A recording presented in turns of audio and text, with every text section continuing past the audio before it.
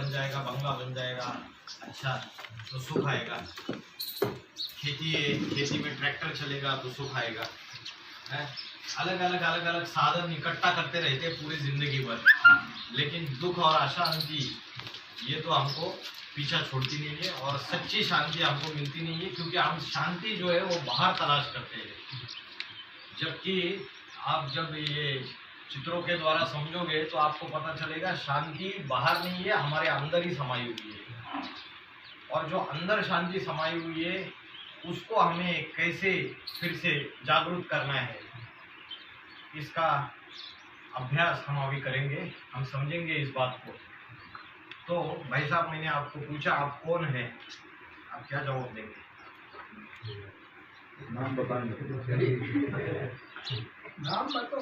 आप कौन है? पूछ कौन है? हाँ, जो भी आपको जवाब लगे दे दीजिए। नाम है मारते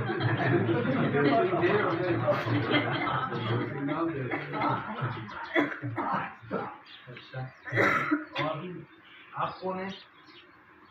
नाम बताएं। अरे आप क्यों नाम बताइए? मैं तो कौन है प्रश्न पूछा, मैंने नाम क्या है प्रश्न पूछा क्या? नहीं, मैंने बोला आप कौन है, आप बताइए आप कौन है? मनुष्य बोलो। हाँ? क्या बोला आपने? मनुष्य। ठीक है, और किसी का कोई जवाब? हाँ बताइए, क्या बोल रहे? बताइए बताइए।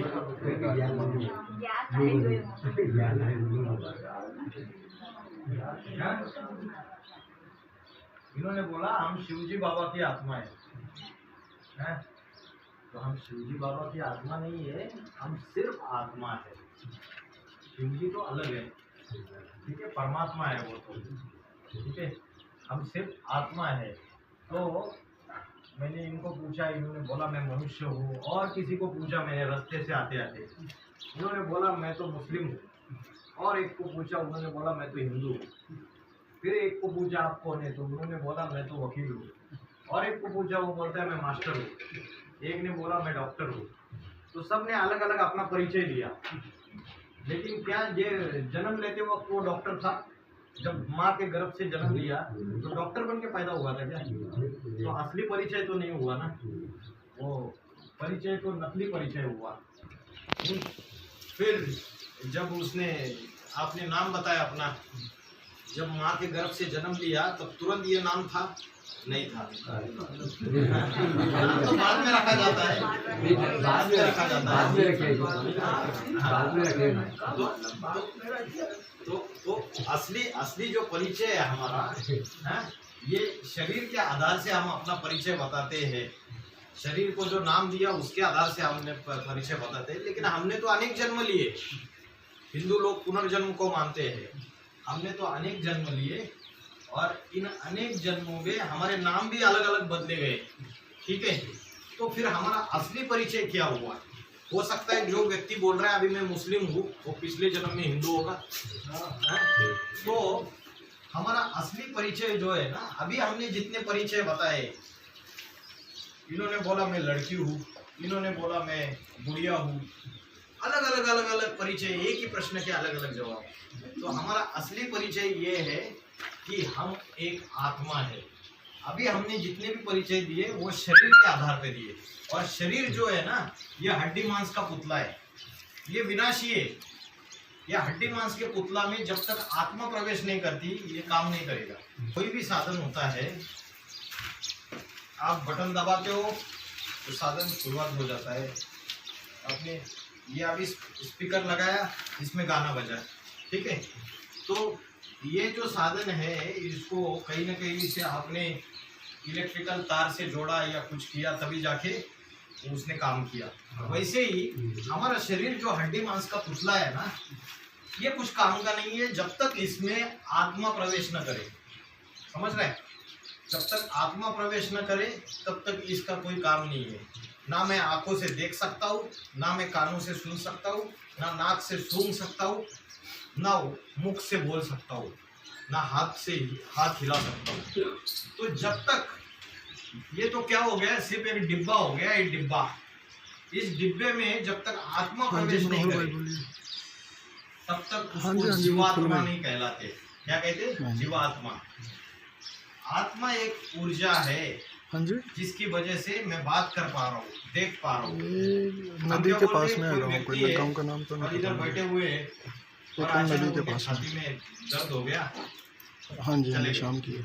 हम क्या बोलेंगे, अरे भाई साहब चले गए, भाई साहब चले गए, तो भाई साहब का शरीर तो वैसे का वैसा है, तो चला क्या गया? हाँ, शरीर वैसा ही है, हाथ कान नाक पैर सारा वैसा है। तो आपने बोला भाई साहब चले गए, तो मतलब ये शरीर को आप भाई साहब नहीं बोलते थे, वो शरीर चलाने वाली जो शक्ति थी, जो ऊर्जा थी, वो है आत्मा, वो चली गई। तो हमारा असली परिचय क्या हो गया? हम शरीर नहीं है, हम आत्मा है। शरीर के आधार से कर्म करके हम डॉक्टर बनते हैं, वकील बनते हैं, इंजीनियर बनते हैं, किसान कहलाते हैं, मास्टर जी कहलाते हैं, ये बुढ़िया औरत लड़की, ये भी शरीर के आधार से है परिचय। लेकिन हमारा असली परिचय है कि हम शरीर नहीं है, आत्मा है, क्योंकि आत्मा जो है वो अजर अमर अविनाशी है और शरीर जो है वो विनाशी है। मिट्टी का पुतला है, मिट्टी में मिल जाता है। 5 तत्वों से बना हुआ है, जल वायु अग्नि पृथ्वी आकाश। तो ये मिट्टी का पुतला है, मिट्टी में मिल जाता है, इसलिए मरने के बाद क्या करते हैं? जला देते हैं या गाड़ देते हैं। रोते रहते हैं, लेकिन हमको पता नहीं, इसलिए रोते हैं हम क्योंकि हमको पता नहीं कि ये ना जो मरा है वो व्यक्ति जो है उसकी असलियत है, वो एक आत्मा है। उसकी आत्मा ने 1 सेकंड में दूसरी माँ के कोख में प्रवेश कर लिया, गर्भ में प्रवेश कर लिया। ये ज्ञान हमारी बुद्धि में नहीं होता है, इसलिए हम शरीर को मुंह लगा के रोते रहते हैं। अरे आत्मा तो अजर अमर अविनाशी है, वो तो मरती ही नहीं है। उसने तो दूसरा माता के गर्भ में धारण कर लिया, वो माता के गर्भ में प्रवेश कर लिया। ठीक है, तो हमारा असली परिचय हम आत्मा है। जब हम ये समझ जाएंगे हम आत्मा है, आत्मा ज्योति बिंदु स्वरूप हूँ, मैं आत्मा चमकता हुआ सितारा हूँ, तो उससे क्या होगा? आपके अंदर, आत्मा के अंदर जो शांति समाई हुई है, तो धीरे धीरे धीरे धीरे आपको महसूस होते जाएगा कि शांति तो मेरे अंदर है, मैं बाहर ढूंढ रहा हूँ। ठीक है, तो यह आत्मा यहाँ 2 भ्रुकुटी के बीच में रहती है। अभी आत्मा की 3 शक्तियाँ है, मन, बुद्धि और संस्कार। ठीक है, तो मन है संकल्प शक्ति, मन में विचार आता है। अभी यहाँ बैठे हैं, इनके मन में क्या विचार आया अभी कि अरे ये क्या बातें बता रहे हैं भाई साहब आके, मुझे तो भूख लगी है जोर से, मैं तो खाना खा के भी नहीं आई, उनको बता रही है ना? बराबर है ना बात? पहले बताना चाहिए था ना आपको, खाना खा के नहीं आए। तो मन में विचार आया, मन में विचार आया, दूसरे किसी को और क्या विचार आया, तीसरे को और कौन सा विचार आया। तो अलग अलग कामों में किसी में बुद्धि लगी हुई है, मन में अलग अलग विचार आते हैं। मन में विचार आते हैं तो मन है संकल्प शक्ति, विचार शक्ति। बुद्धि क्या है? निर्णय शक्ति। बुद्धि तराजू है, तराजू क्या करता है? तोलता है, क्या सही है क्या गलत है। तो मन में विचार आया कि भाई रसगुल्ला खाना है ना, और रसगुल्ला लेके आ गए भाई साहब, बोले भाई जी ये रसगुल्ला लीजिए, और मैंने तो खाना खाया हुआ है भरपेट, लेकिन मन में संकल्प आया चलो, तो रसगुल्ला भी सामने आ गया। अभी बुद्धि मेरा निर्णय ले रही है, तराजू है ना तोलेगा, बुद्धि निर्णय ले रही है कि नहीं खाना है रसगुल्ला, अभी खाओगे तो पेट खराब हो जाएगा, है ना। बुद्धि ने निर्णय ले लिया कि नहीं खाना है, लेकिन क्या हो गया? मेरी जिब्बिया ललचायमान है और भूख लगी हुई है, भूख नहीं लगी है, पेट भरा हुआ है, लेकिन फिर भी हाथ ने उठा लिया और मटक मटक के खा लिया। ठीक है ना। तो इसका मतलब क्या हो गया? जो मेरा मन है और मेरा जो बुद्धि है, बुद्धि ने जो निर्णय लिया, इसकी बात मन ने नहीं मानी और इंद्रियों ने तो नहीं मानी। जो इंद्रिय है मेरा, आँख, कान, नाक, है ये नाक, मुख, ये जो भी इंद्रिय, हाथ कान हाथ पैर, ये सारी इंद्रियां आज मेरे बुद्धि की मन की बातें मन नहीं मान रहे। और मन तो भाग रहा है, घोड़ा है वो तो भाग रहा है, चंचल है। जैसे वायु चंचल होती है ना, हवा बहती रहती है, जैसे नदी की लहरें, सागर की लहरें चंचल होती है ना, वैसे ये मन भागने वाला घोड़ा है। अभी बुद्धि जो निर्णय ले रही है उसकी बात भी इंद्रियां नहीं मान रही है। तो क्या हो रहा है? अभी एक इंद्रिया नहीं मान रही है, सारी इंद्रियां नहीं मान रही है। तो ये जो आत्मा है ये वास्तविक रीत्या राजा है, जो इधर बैठा हुआ है उत्तम अंग में, और इंद्रिया उसकी प्रजा है। लेकिन अभी उल्टा काम हो गया, इंद्रिया राजा बन गई और ये जो आत्मा है ये प्रजा बन गई, है ना। राजा की बात प्रजा ने माननी चाहिए, प्रजा तो मान ही नहीं रही है। अरे ये मत कर, वो कर रहा है, तो इंद्रिया जो है ना वो राजा के बस में नहीं है, इसलिए आपकी बैटरी जो है ना सबकी, ये बैटरी डिस्चार्ज हो गई है। अभी ये आत्मा की बैटरी को चार्ज करना है और उसको फिर से राजा बनाना है हमको। तो राजा बनाने के लिए क्या करना पड़ेगा हमको? मन को एकाग्र करने का अभ्यास करना पड़ेगा। तो मन को एकाग्र करने का जो अभ्यास है उसके लिए हमको, मैंने आपको बताया, आत्मा यहाँ रहती है, यहाँ दो भ्रुकुटी के बीच में टिकी हुई है।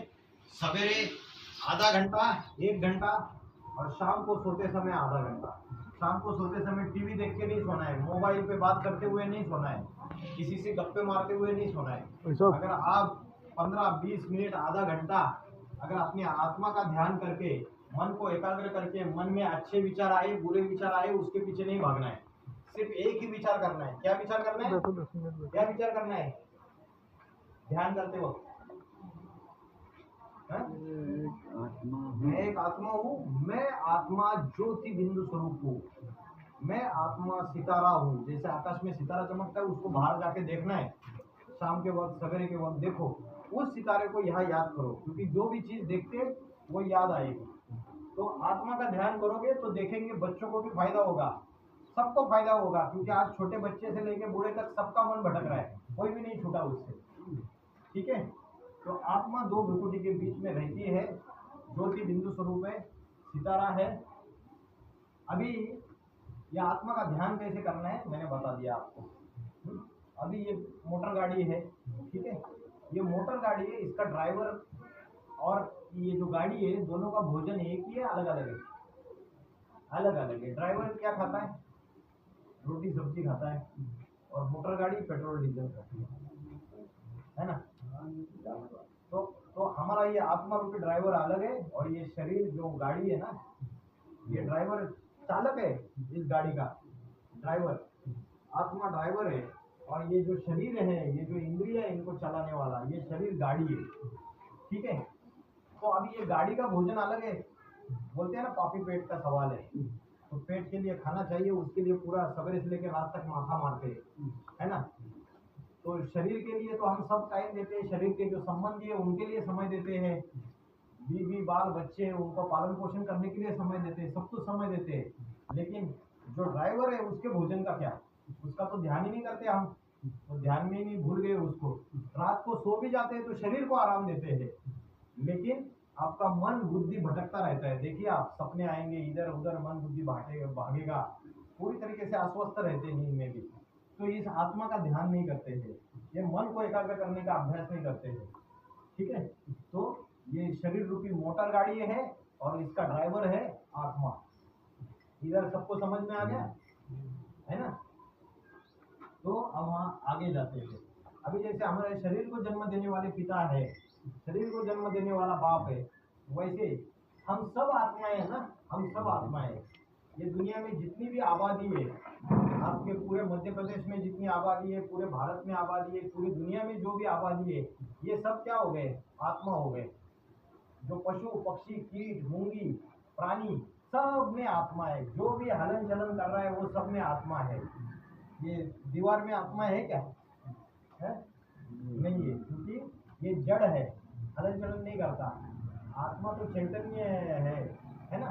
तो ये सब में आत्मा है। तो आत्माओं का, जो सब आत्माओं का पिता एक ही होना चाहिए या अलग अलग होना चाहिए? एक मिनट बात जैसे सगे भाई बहन है 3-4, उनके पिता एक ही होते हैं अलग अलग होते हैं? एक ही पिता होते। तो ये सब आत्माएं हैं, और सब आत्माएं ज्योति स्वरूप है। तो इन सब आत्माओं का पिता भी एक ही होना चाहिए। वो सब आत्माओं का पिता है परम पिता परमात्मा शिव। आत्माएं, ये सारी आत्माएं दिख रही है आपको। तो ये जो चित्र है, दूसरा चित्र, इसमें 3 लोक लिखा हुआ है, और ये क्या है आपका? साकार मनुष्य लोक। ठीक है, और ये यहाँ है ब्रह्मलोक या परम धाम या पारलोक। ठीक है, या शांति धाम या आत्मलोक बोलते हैं इसको। यहाँ की सारी आत्माएं, हम यहाँ के रहने वाले हैं, हम तो यहाँ मेहमान है। ये पृथ्वी है ना, ये दुनिया है, हम यहाँ मेहमान है।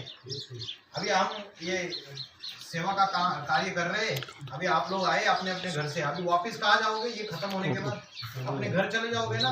वैसे ही ये दुनिया जो है ना, ये दुनिया एक नाटक है, रंगमंच है। हम इस पे आ गए और हम अनेक जन्म लेते रहे। जब आत्मा पहली बार इस दुनिया में आई ना, तब आत्मा सतो प्रधान थी, 100%, 100% पवित्र, 100% शांत स्वरूप, 100% प्रेम था, दया थी, करुणा थी। लेकिन इस दुनिया में आने के बाद क्या हो गया? जन्म मरण के चक्र में अटक गए। जन्म मरण के चक्र में आते आते आते आते संग का रंग लगा हमारा, दूसरे दूसरे विधर्मी लोगों का संग का रंग लगते लगते आत्मा कैसे हो गई? तमो प्रधान हो गई। तमो प्रधान हो गई माना अपवित्र हो गई, अशांत हो गई, दुखी हो गई, पांचों विकारों में फंस गई आत्मा। तो जन्म मरण के चक्र में हम अटक गए। अब ये जन्म मरण के फेरे में अटक गए और दुखी अशांत हो गए। तो ये दुखी अशांत पापी हो गए हम। तो हमें ये पापों के चक्कर से छुड़ाने वाला कोई एक पावन होना चाहिए या नहीं होना चाहिए? और जो पावन एक ही है वो कौन है? परम पिता परमात्मा शिव। ठीक है, वो एक पावन है, वो सदा पवित्र है, एवर प्योर बोलते हैं उसको, शांत स्वरूप है, ज्ञान का सागर है।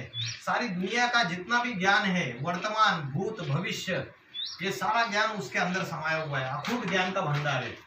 तो वो परमात्मा जब सारी दुनिया में सारी आत्माएं पतित दुखी अशांत हो जाती है, तो वो परमात्मा ऊपर से नीचे आएगा या नहीं? नीचे आएगा ना इस दुनिया में, आना पड़ेगा उसको, आना पड़ेगा उसको। कब आना पड़ेगा उसको इस दुनिया में? तो कलयुग में। कलयुग में भी कौन से समय आना पड़ेगा? कलयुग का जो अंत का समय है, हाँ, जब दुनिया में पाप भ्रष्टाचार अत्याचार आदि में बढ़ जाते हैं, तो भगवान जो है परम पिता परमात्मा शिव इस सृष्टि पे अवतरित होता है। और जब भगवान इस दुनिया में आते हैं तो परमात्मा जो है वो तो ज्योति बिंदु स्वरूप है। तो जब इस सृष्टि पे आते हैं तो किसी साकार शरीर में शरीर का आधार लेना पड़ेगा। बिना शरीर का आधार लिए भगवान किसी को ज्ञान सुना सकता है क्या? नहीं सुना सकता। तो परमात्मा इस दुनिया में आके किसी साकार मनुष्य शरीर में प्रवेश करके अभी ज्ञान सुना रहा है। परमात्मा इस सृष्टि पे आ चुका है और ये सृष्टि का अंतिम समय है, विनाश का समय है। ठीक है, हम सारी आत्माएं जब इस सृष्टि का पूरा विनाश हो जाता है, ये सारी दुनिया जब खत्म हो जाती है, अभी 10-15 साल बच गए बस, सारी दुनिया का अंतिम समय है ये। दुनिया में सभी जगह एटम बम तैयार हो चुके हैं। हमारे घर के नीचे अगर बारूद बिछाई गई है तो क्या हम घर में सुरक्षित है? नहीं है ना। वैसे इस सारी दुनिया में एटम बम फैल चुके हैं। छोटे से छोटे देश के पास एटम बम की पावर है और वो एटम बम कोई सजावट के लिए नहीं तैयार किए, मनुष्य ने खुद ही अपने विनाश के साधन तैयार करके रखे हुए। वैसे मनुष्य ने क्या किए? अंदर बैठे अपने विनाश के अपने मरने के सारे साधन तैयार कर चुका है। ये दुनिया का विनाश का समय है। इस समय में परम पिता परमात्मा शिव इस सृष्टि पे जो 100 साल है कलयुग के अंत के, जिसको बोला जाता है संगम युग, 100 साल का, उस समय दुनिया में आता है और ये कलयुग जो रात्रि है, इस रात्रि का दिन बनाता है। अभी ये जो 4 युग है ना, 4 युग, आपको 4 युग कौन से किसी को पता है? ये स्वस्तिक का चिन्ह दिख रहा है आपको? है ये स्वस्तिक का चिन्ह सबको दिख रहा है? स्वस्तिक का चिन्ह, इसमें ये क्या लिखा है? सतयुग, ये त्रेता युग, ये द्वापर युग और कलयुग। सतयुग जो है यहाँ लक्ष्मी नारायण का राज्य होता है। ठीक है, सतयुग में लक्ष्मी नारायण का राज्य होता है। तो सतयुग और त्रेता युग ये स्वर्ग की दुनिया है, स्वर्ग, नई दुनिया, सचखंड, वैकुंठ। तो ये जो नई दुनिया है सतयुग और त्रेता युग, स्वर्ग की दुनिया, इसमें दुख का नामो निशान नहीं होता है। और त्रेता युग के बाद आता है द्वापर युग और उसके बाद आता है कलयुग। ये जो द्वापर युग और कलयुग है, अभी हम कौन से युग में है? अभी हम कौन से युग में? कलयुग में है। तो ये द्वापर युग और कलयुग है ना, ये नरक की दुनिया है। हम बोलते हैं कि है ना, अरे फलाना फलाना स्वर्गवासी हो गया, तो स्वर्गवासी हो गया तो क्या सच में स्वर्ग में चला जाता है? वो स्वर्गवासी हो गया, इसी दुनिया में स्वर्ग है और इसी दुनिया में नरक है। वो तो जो मर जाता है वो तुरंत आत्मा उसकी दूसरे स्त्री के गर्भ में प्रवेश करके जन्म ले लेती है। तो आत्मा कभी मरती नहीं है। हाँ, तो स्वर्ग, सतयुग और त्रेता युग ये स्वर्ग है और द्वापर युग और कलयुग ये नरक की दुनिया है। नरक की दुनिया में क्या होता है? चोरी चकारी होती है, लूटपाट होती है, एक दूसरे को दुख दिया जाता है, दुख की दुनिया। रावण को क्या बोलते हैं? रावण का अर्थ है रुलाने वाला, रावयते इति लोकाः, जो रावण होता है वो रुलाने वाला, और राम जो है रम्यते योगिनो रश्मि इति रामः, जो योगियों में रमन करता है, जो योग में रहता है, योगियों में रमन करता है वो राम। तो अभी ये जो द्वापर युग और कलयुग की दुनिया है ये रावण राज्य है। अभी रावण राज्य है ना, अभी तो घर घर में रावण राज्य है। घर में बाप होता है वो कांग्रेस पार्टी को वोट देगा, माँ देगी बीजेपी को, हाँ, और बच्चा किसी और पार्टी को देगा और बच्ची किसी और चौथी पार्टी को देगी। तो रावण राज्य में रावण को कितने 10 मुख होते हैं ना, और 10 मुख होंगे तो 10 मुखों से बातें करेगा ना। तो आज की दुनिया में जो ये पंचायती राज्य है तो उसमें भी 10 मतें चलती है, और आप राज्य की जो सरकार बनी हुई है, इस सरकार में 10 मंत्री 10 बातें करती है अलग अलग, वो भी रावण राज्य है। और केंद्र सरकार भी बनी हुई है भारत की, उसमें भी रावण राज्य है। तो सारी दुनिया में सब जगह रावण राज्य ही रावण राज्य फैला हुआ है, क्योंकि एक मत नहीं है। एक मत, राम को तो एक ही मुख दिखाया, रावण को 10 मुख क्यों दिखाए? क्योंकि 10 मुखों से अलग अलग बातें करते हैं, एक बात नहीं करते हैं। तो परमात्मा जब इस सृष्टि पे आता है कलयुग के अंत में, ये जो है ना कलयुग, इसका भी अंतिम समय जो है 100 साल का। इस 100 साल में संगम युग, जैसे आप बोलते हैं ना रात्रि और दिन, इन दोनों का संगम क्या होता है? सांझ होती है ना, सांझ, या तो आप सवेरे का अमृत वेला होता है ब्रह्म मुहूर्त के समय 4 बजे का जो भोर होती है, वो भोर का समय होता है ना। तो वैसे ये कलयुग की रात्रि है। रात्रि क्यों बोला? क्योंकि रात्रि में क्या होते हैं? पाप होते हैं, रात्रि में अंधकार होता है। तो अभी दुनिया में पाप बढ़ गए नहीं बढ़ गए? धरती के ऊपर पापों का बोझा बढ़ रहा है या कम हो रहा है? बढ़ रहा है ना। तो धरती माता के ऊपर पापों का बोझा बढ़ेगा तो धरती माता जो है बदला लेगी या नहीं देगी? लेगी ना, तो लेगी, और ले भी रही है। अकाल पड़ेंगे, ब्रह्मा विष्णु शंकर के द्वारा आदि सनातन देवी देवता धर्म की स्थापना करते हैं, और स्थापना करते नहीं है, अभी वो आ चुके हैं इस दुनिया में, गुप्त रूप में अपना कार्य करना शुरू कर दिया। अभी जो लोग वो ज्ञान अपने जीवन में धारण कर रहे हैं और उस ज्ञान के अनुसार अपना जीवन में चल रहे हैं, वो उनका क्या हो रहा है? उनको मुक्ति और जीवन मुक्ति का वर्षा मिलेगा। बाप क्या करता है? अपने बच्चों को, बच्चे बड़े होने के बाद बाप क्या करता है? बच्चों को वर्षा देता है। तो ये सृष्टि का जो बाप है परमपिता परमात्मा शिव, वो जब इस सृष्टि पे आता है तो सुख और शांति का वर्षा देता है। ठीक है, किसको देगा वर्षा? सबको देगा क्या? जो उसको पहचानेंगे, जो उसको जानेंगे, मानेंगे और उसकी राह पर चलेंगे, जो उसने श्रीमत दी है, जो उसने मत दी है, उसकी राह पर चलेंगे, उनको ये वर्षा देगा वो। तो ये जो सारी दुनिया जो है वो अभी विनाश के कगार पे खड़ी हुई है। अभी कोरोना आया, कल जाके और बीमारी आएगी। दुनिया की हालत ऐसी हो गई, डॉक्टरों को पता नहीं कौन सी दवाई खिलानी है, डॉक्टर को खुद ही पता नहीं, डॉक्टर खुद ही मर रहे। ऐसी हालत हो गई दुनिया की। वो दवाई ढूंढते ढूंढते 1-1.5 साल में कोई दवाई ढूंढ पाए, और जितनी भी दवाई है वो दवाई बाद में पता चला ये दवाई गलत थी। अभी नरक की दुनिया में जी रहे हम। जब परमात्मा आता है, आदि सनातन देवी देवता धर्म स्थापन करता है, और फिर ये दुनिया नरक की स्वर्ग बन जाती है। ठीक है, तो मैंने आपको बता दिया ये क्या है? परम धाम है, इसको बोलते हैं ब्रह्मलोक, और हम सब आत्माएं यहाँ की रहने वाली है। जब सारी दुनिया का विनाश हो जाएगा कलयुग के अंत में, तो सारी आत्माएं ऊपर चली जाएगी। अभी दुनिया की आबादी कितनी है पता है? 700-750 करोड़ है। ये सारी दुनिया की आबादी सारी नष्ट हो जाएगी, सब ऊपर चले जाएंगे। और फिर जैसे क्लास में पहला, दूसरा, तीसरा नंबर बनता है ना, जब टीचर एग्जाम लेता है, पढ़ाई पढ़ाता है, बाद में नंबर बनते हैं 1, 2, 3, 4, उसी क्रम से सारी आत्माएं फिर से वापस आएगी इसमें। सतयुग के शुरुआत में आबादी सिर्फ 9 लाख होगी। कितनी आबादी होगी? 9 लाख। और आज भारत की आबादी कितनी है पता है? 130 करोड़, 135 करोड़। तो सतयुग में सिर्फ 9 लाख आबादी होगी। दुनिया की जब शुरुआत हो जाएगी, नई दुनिया स्वर्ग जब आएगा, तो सिर्फ 9 लाख आबादी होगी सतयुग में। और देवी देवताओं का राज्य होगा। यहाँ कोई चोरी चकारी, कोई लूटपाट, कोई रोग, कोई बीमारी, कुछ नहीं होगा। ठीक है, तो सतयुग और त्रेता युग सुख ही सुख, शाश्वत सुख, इसलिए उसे स्वर्ग की दुनिया बोलते हैं। ठीक है, तो ये तीन लोक मैंने आपको बता दिया। सूरज चांद सितारे के परे परमात्मा यहाँ का रहने वाला है। हम आत्माओं का भी यही घर है। हम आत्माएं यहाँ आते हैं, जन्म मरण के चक्र में अटक जाते हैं। ठीक है, आत्मा और परमात्मा में मुख्य फर्क क्या है? आत्मा जन्म मरण के चक्र में आती है और परमात्मा जन्म मरण के चक्र में नहीं आता है। आत्माएं जन्म मरण के चक्र में आती है तो पाप पुण्य के फेरे में आती है, सुख दुख के फेरे में आती है। लेकिन परमात्मा जो है वो पाप पुण्य के फेरे में भी नहीं आता, सुख दुख के फेरे में भी नहीं आता है और जन्म मरण के चक्र में भी नहीं आता है।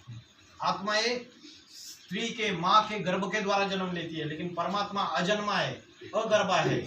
वो किसी साधारण शरीर में प्रवेश करता है और प्रवेश करके ज्ञान सुनाता है। तो जिनमें प्रवेश करता है और ज्ञान सुनाता है वो है ब्रह्मा, विष्णु और शंकर।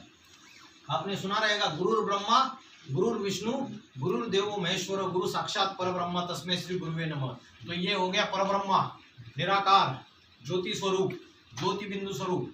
तो ये परमात्मा निराकार जो है गुरुर ब्रह्मा, गुरुर विष्णु, गुरुर देवो महेश्वर। महेश्वर, महेश माना शंकर। शंकर को क्या बोला? महेश्वर माना ईश्वर, हाँ, सृष्टि का पिता।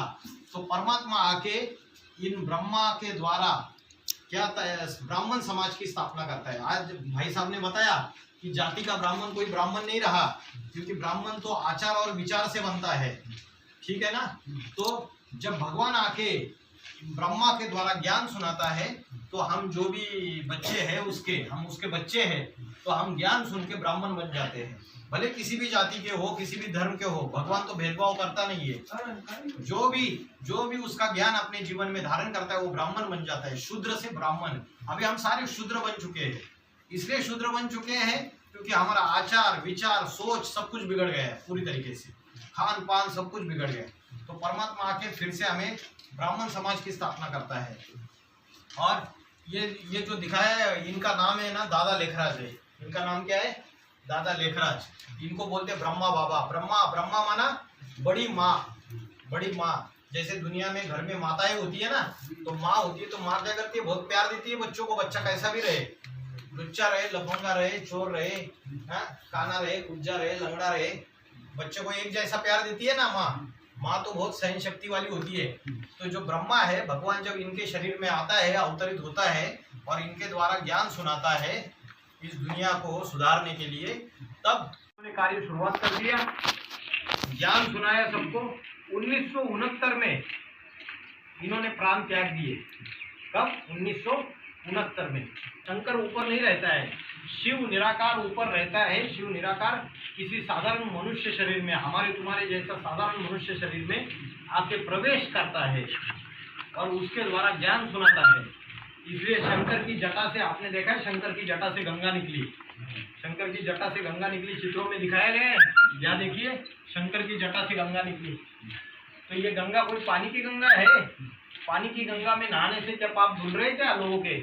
नहीं धुल रहे ना, और ही पापी बन रहे। तो पानी की गंगा में नहाने से पाप नहीं धुलते हैं। ये शंकर की जटा से जो निकली हुई है ये ज्ञान की गंगा है। कौन सी गंगा है? ज्ञान की गंगा है। तो परमात्मा जब आता है तो इनके द्वारा ज्ञान सुनाता है। तो उत्तर प्रदेश में कंपिल नामक गांव में साधारण ब्राह्मण के घर में इनका जन्म होता है और उनमें परमात्मा शिव अवतरित हो जाते हैं और उनके द्वारा ज्ञान सुनाया जाता है।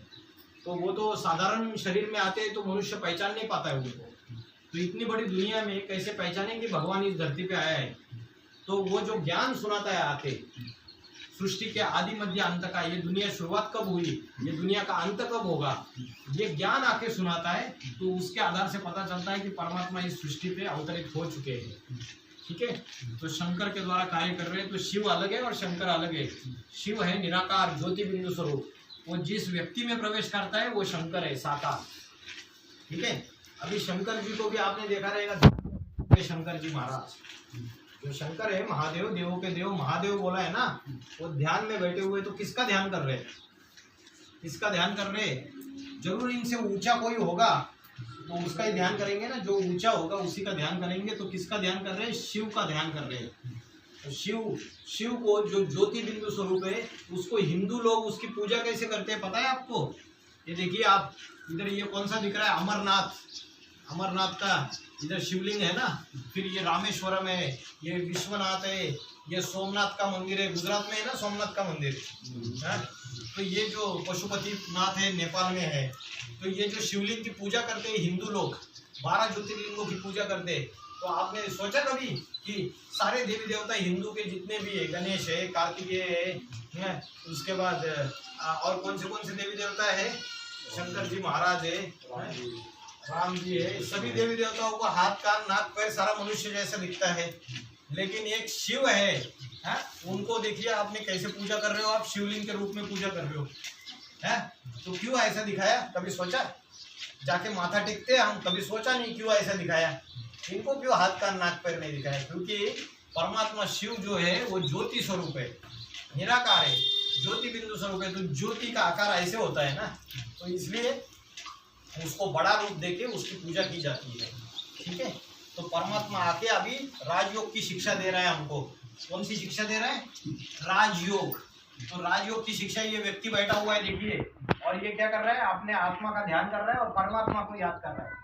अभी बुद्धि से हम किसको याद करते हैं? अपने मित्र को याद करेंगे, अपने रिश्तेदारों को याद करेंगे, संबंधियों को याद करेंगे। पति है तो पत्नी को याद करेगा, पत्नी है पति को याद करेगी, बच्चों को याद करेंगे। ठीक है, तो हम जिनको याद कर रहे हैं वो खुद भी पापी है सारे के सारे। तो हम पावन बन सकते हैं क्या? एक पावन को याद करेंगे, एक पवित्र जो है उसको याद करेंगे, तो हमारी बुद्धि भी पवित्र बन जाएगी, हमारी आत्मा में भी सुधार आएगा।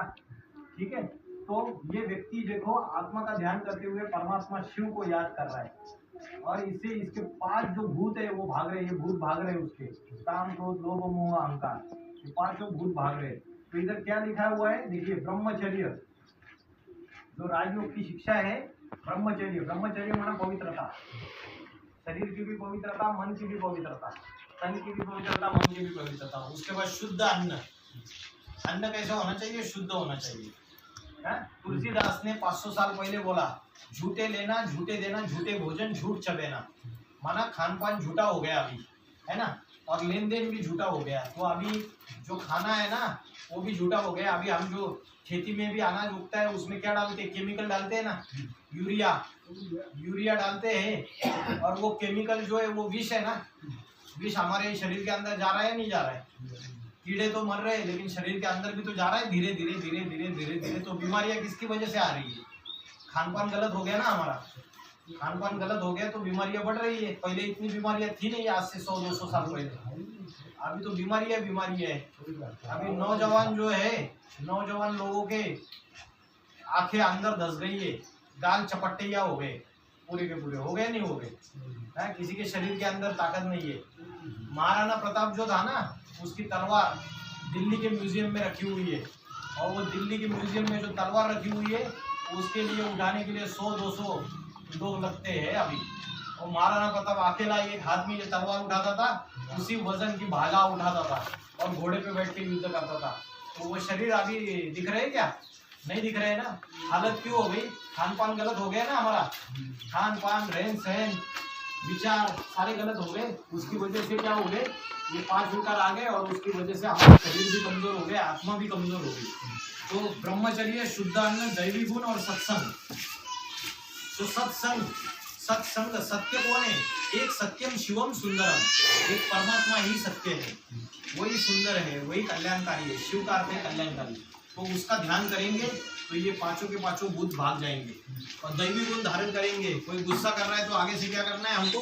शांति धारण करनी है। और कोई किसी के बारे में ईर्ष्या द्वेष कर रहा है, घृणा कर रहा है, तो उसको आगे से क्या करना है? प्रेम से पेश आना है। तो हम जो दैवी गुण धारण करेंगे धीरे धीरे, तो हम क्या होंगे? आत्मा का ध्यान करते हुए परमात्मा के नजदीक पहुंच जाएंगे। जब हमारे अंदर से देहाभिमान भाग जाएगा, 5 विकार भाग जाएंगे, तो परमात्मा के साथ हमारा योग जुट जाएगा। ठीक है, इन्होंने आके ज्ञान सुनाया, आपने अपने लोगों को ज्ञान सुनाया, वो धर्म बढ़ता गया और अलग अलग धारणाएं फैलाई। तो इन्होंने क्या की? मरम्मत की इस मकान की। तो मरम्मत की तो क्या मकान सुधर गया? क्या मकान अच्छा बन गया? नहीं बन गया। तो जब ये सारे लोगों ने मरम्मत की, अलग अलग संत महात्मे आए, तुलसीदास आए, कबीरदास आए, नरसिंह मेहता आए, बहुत संत महात्मे आए, तुकाराम आए, ज्ञानेश्वर आए, नामदेव आए, सारे संत महात्मा आए, इन्होंने भी ज्ञान सुनाया, बड़े महात्माएं आ गए। आपके मध्य प्रदेश में कौन है संत? स्वामी परमानंद जी भी है इधर, स्वामी परमानंद जी। उज्जैन में आश्रम है उनका। अच्छा अच्छा। हाँ, तो सब आए, कमल किशोर जी, राधा स्वामी आए, बहुत अलग अलग सत्संग आए, लेकिन क्या ये सबने रिपेयरिंग की? क्या ये दुनिया सुधरी? क्या इन्होंने सबने मरम्मत की? क्या ये दुनिया सुधरी? हजारों सालों से और ही बिगड़ती गई और ही नीचे गिरती गई। अभी तो टीवी आया, अभी अभी अभी टेलीविजन आया भाई साहब, अभी टेलीविजन आया, टीवी आया, मोबाइल आया है, और भी साधन आए अलग अलग। इससे सारे लोग बिगड़ रहे हैं या सुधर रहे हैं? बुद्धि खराब हो रही है, बुद्धि सुधर रही है सबकी। तो देखे, छोड़ तो देखे।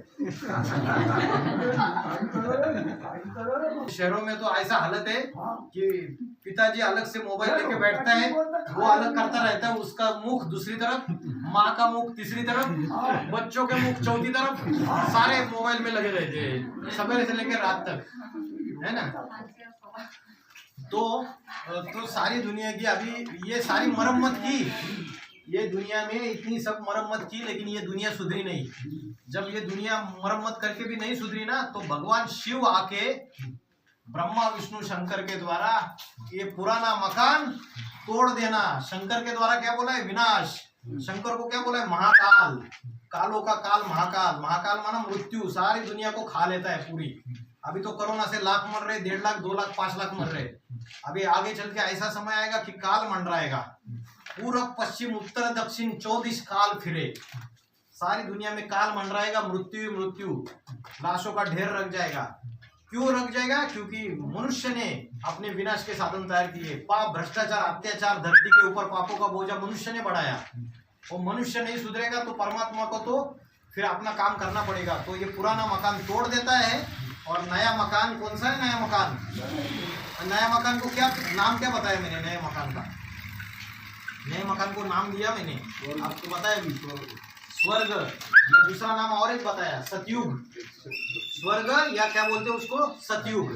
तो कलयुग का अंत हो जाएगा, रात्रि समाप्ति हो जाएगी और सतयुग शुरुआत हो जाएगा। तो अभी जो दुखी परेशान होके बच्चे जो अभी हालत खराब है दुनिया की, जो अमीर है वो अमीर बनता जा रहा है, धनवान बनता जा रहा है और गरीब गरीब बनता जा रहा है। कोई पूछ नहीं रही है।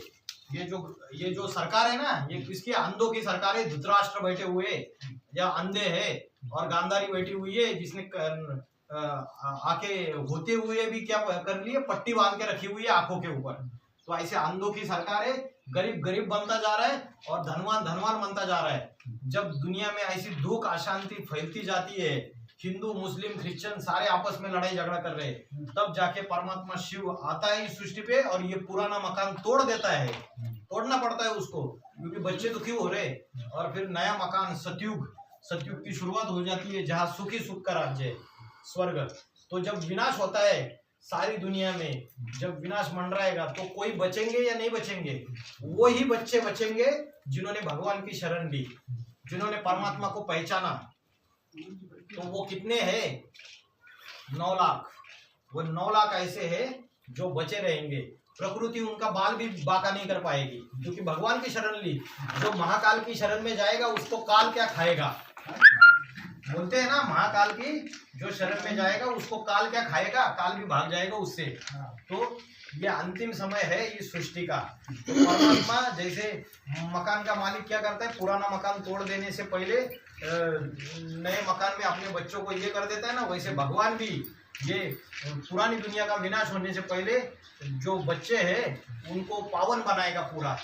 उनकी आत्मा निराकारी, निर्विकारी, निरंकारी, काम, क्रोध, लोभ, मोह, अहंकार, 5 विकार हट जाएंगे। ऐसे नहीं हटेंगे, उसके लिए आपको अभ्यास करना है। और एक दिन सुनने से कुछ नहीं होता है, आपको 7 दिन का कोर्स करना है। इसका 7 दिन का कोर्स होता है। ये आध्यात्मिक विश्वविद्यालय है। आप है ना, जिसको मोबाइल चलाना आता है, आप यूट्यूब में डाल के भी देख सकते हो। आध्यात्मिक विश्वविद्यालय डालोगे तो यूट्यूब में इसका आध्यात्मिक विद्यालय के वीडियो आएंगे, आप देख सकते हो। मुरली बाबा की सुन सकते हो। तो जो बाहर की दुनिया में जो कॉलेज और जो विश्वविद्यालय और जो यूनिवर्सिटी खुली हुई है, उस कॉलेज में और यूनिवर्सिटी में जो पढ़ाई जाती है, उससे डॉक्टर, इंजीनियर, वकील, टीचर तैयार हो जाते हैं। लेकिन परमात्मा के जो पढ़ाई पढ़ाता है, वो कौन सी पढ़ाई पढ़ाता है? आध्यात्मिक पढ़ाई पढ़ाते हैं। आध्यात्मिक का अर्थ है आत्मा के अंदर की ज्ञान, आत्मा के अंदर की नॉलेज। तो वो पढ़ाई परमात्मा आके पढ़ा रहा है। तो यहाँ आध्यात्मिक विश्वविद्यालय का आपका जो मुख्य इसका केंद्र है वो इंदौर में है। इंदौर में इसका केंद्र है, सुभाष नगर में। तो आप जाके 3 दिन, जिसको इच्छा है वो 3 दिन जाके वहाँ रह के वहाँ पूरा कोर्स कर सकता है, ठीक है।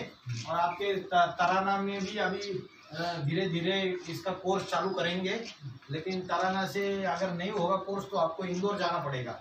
3 दिन बैठ के पूरा कोर्स समझ के, अभी तो मैं 1 दिन के लिए आया हूँ, मैंने तो आपको बहुत थोड़ा बता दिया, लेकिन आपको उधर जाके पूरा कोर्स समझ के फिर आपको यहाँ आपके गांव में, जैसे आज आप जमा हो गए, 24 घंटे तो माथा हम मार रहे हैं, तो 24 घंटे में 1 घंटा तो भगवान को देना है, नहीं देना है, अपनी आत्मा को और परमात्मा के लिए उससे योग लगाना है। तो उसके लिए अगर आप लोग रोज ऐसे जमा होंगे तो 1 घंटा यहाँ टीवी भी लगा देंगे, है ना, आगे चल के। और टीवी के द्वारा बाबा जी की मुरली, बाबा जी का जो ज्ञान है, हाँ, जो परमात्मा शिव आया है, शिव बाबा, तो शिव बाबा का जो ज्ञान है उसकी मुरली भी आपको सुनने को मिलेगी।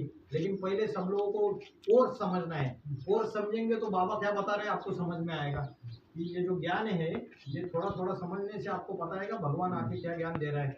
और धीरे धीरे कुछ नियम रहते हैं, पहले तो ज्ञान ले लो, नियम तो बात की बात है, नियम धीरे धीरे आपके आचरण में आ जाएंगे, धीरे धीरे सुधार होता है। जब कुआं खोदते हैं ना, तो कुआं खोदते तो पहले क्या निकलता है, मिट्टी, पत्थर, कचड़ा, कूड़ा, गंदगी निकलती है ना। खोदते जाएंगे धीरे धीरे, बहुत नीचे जाएंगे तो निर्मल, शुद्ध, शीतल जल के फव्वारे निकल जाते हैं, है ना, ये जल निकल जाता है, पानी निकल जाता है। तो वैसे ही ये जो मन बुद्धि रूपी कुआं है, ये इसमें जन्म जन्मांतर हमारे अंदर गंदगी, पाप कर्मों की वजह से गंदगी जमा हो गई है। मन भटकता रहता है ना, बुरी सोच आती है, बुरे विचार आते हैं, गलत जगह जाता है, तो इसके अंदर जन्म जन्मांतर का कचरा भरा हुआ है। जब हम योग का अभ्यास करेंगे तो आप बोलेंगे भाई जी कि है ना 7 दिन तो हमने किया, कुछ फर्क नहीं पड़ा, तो ये कचरा निकालने के लिए टाइम लगेगा या नहीं लगेगा? 2 महीने के बाद फिर से आते हैं इधर और देखेंगे कि कौन कौन आगे चला गया है, किन्होंने इंदौर में जाके भी कोर्स कर लिया है। और फिर इंदौर के बाद तो फाइनल बाबा शिव बाबा का जो घर है वो है उत्तर प्रदेश में फरुखाबाद जिले में कंपिल में शिव बाबा का घर है। वहाँ 7 दिन का कोर्स होता है। वहाँ आप लोगों को मोबाइल में बात नहीं कर सकते, किसी को चिट्ठी नहीं लिख सकते, वहाँ जाके अंदर रहना पड़ता है। वहाँ दीदी रहती है, बहन जी लोग रहते हैं, वो जाके अंदर आपको खाना पीना, ध्यान, योग और ज्ञान सारा दिन भर पूरा परिवार जैसे लगेगा आपको। इस तरीके से होता है, किसी से कोई एक पैसा नहीं लिया जाता है इधर, किसी से कोई जो भी दिया जाता है निःशुल्क तरीके से सभी को ये ज्ञान दिया जाता है। अभी लोग बीमारी आती है तो डॉक्टर के पास जाते हैं ना, लेकिन परमात्मा जो है ये आपके मन का डॉक्टर है। आज मन सबका परेशान है, दुखी है, अशांत है, तो परमात्मा आके बढ़ाते बड़ा डॉक्टर है, बढ़ाते बड़ा सर्जन है, वो आके ये सारी बीमारी दूर करेगा, ठीक है।